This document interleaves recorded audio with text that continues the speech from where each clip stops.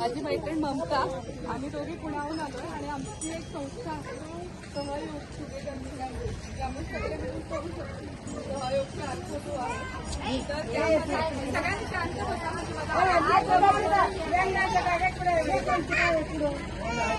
तर आम्ही पुण्याहून आलोय. आम्ही दर महिन्यात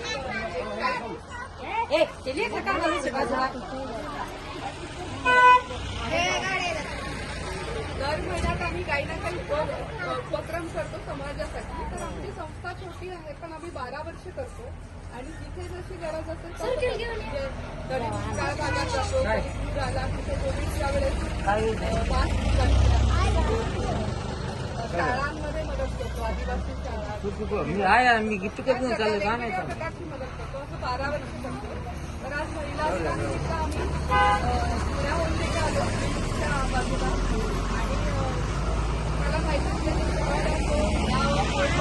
महिलांचं आयुष्य म्हणजे कष्टाचं जीवन असतं.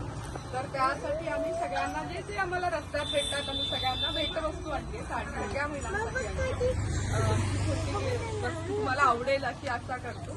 आणि मुलांसाठी हा खाऊ आणला रात्रीला लागून एक एक पॅकेट अजून आहेत. त्यामुळे कुणी काळजी करू नका, सगळ्यांना मिळणार आहे. याबरोबर आम्ही अजून यासाठी या भागात आलो की आहे तिथे पाण्याची